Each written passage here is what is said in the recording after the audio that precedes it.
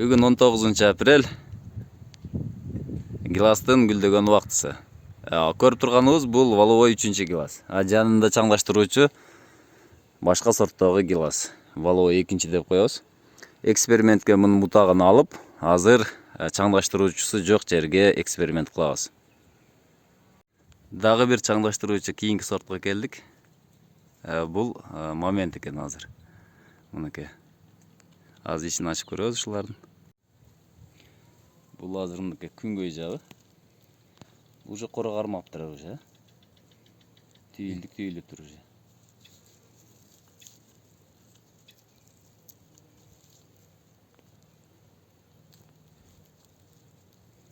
Мынакей. Мына ушул кичине трубочкадан келип түшөт да, ушундай түйүлдүк пайда болот. Эгер чаңдаша турган болсо кармайт. Эгер толук чаңдашпаса, анда бир аздан кийин ушулар таштай берет. Бизде беймаза деп коебу. Ошондой болот.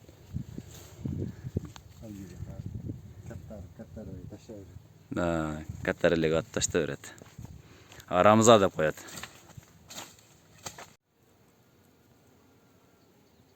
Мына чаңчылары свежий бойдан.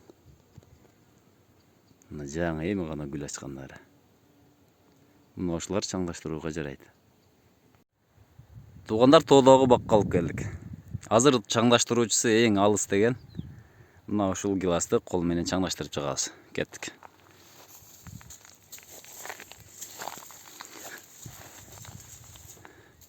Азыр агарылар иштеп атат, бирок чаңды каяктан алып келе атат.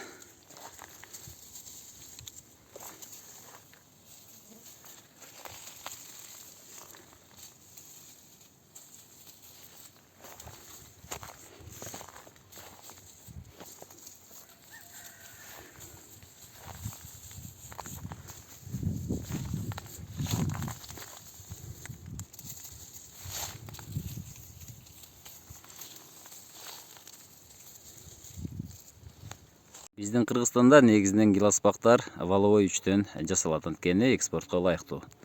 Валовойдун минус жери бул өзүн өзү чаңдаштырбайт. Бул Кыргызстандагы эң чоң көйгөй.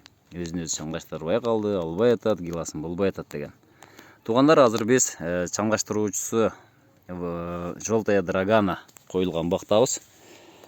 Кече күндүн ысыктыгы 25-26 градусты көрсөттү.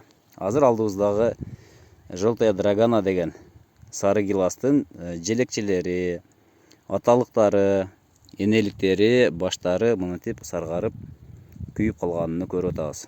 Демек, гиластын негизги рецептидүү абалы бир жумага чейин болот. Эгер кечегидей, бүгүнкүдөй күн ысык боло турган болсо, демек рецептидүү чаңдашуучу абалы кыскарат. Бир күн же 2 күн. Же болбосо 3-4 саатка ачылган гүл аталыктар күйүп калып, жетпей калышы мүмкүн. Эгерде мына ушул Желтая Драгананын сары гиластын чаңчасы мына ушул трубка аркылуу, өзөк аркылуу урукка түшкөн болсо, анда чаңдашты. Эгерде урукка жетпей кала турган болсо, бул бир аз убакыттан кийин, 10 күн, 15 күндөн кийин гилас абсолюттук түрдө өзүн өзү таштай баштайт. Демек, төгүлүп калат. 10-15 күндө бул билинет. Демек, рецептидүү абалды узартыш үчүн күн саат 11-де, күн ысыган моментте суу бериш керек, же суу чачып койсо болот. Эгерде сиздердин багыңыздарда дагы чаңдаштыруучусу жок болсо, мына ушул ыкманы колдонуш керек болот. Негизгиси кыйынчылыгы жок, ар бир бутагына улап чыккан жакшы. Ар бир бутагына уланса, демек арылар чаңдаштырып коет. Азыр мынанда ары иштеп атат. Гиластын мына ушул 100%дан 5% кармаса өзү бизге жетиштүү. Ошол гиласты кармап жеткирип берсе дагы бизге жетиштүү гилас түйүп берет. Ошол дагы көп жерде кармабай калып атат. Азыр 2 гүлдүн алып көрөлү. Мына үстүнөн бир гүлдү алдык. Эми күн тийбеген асты жагынан бир гүлдү алабыз.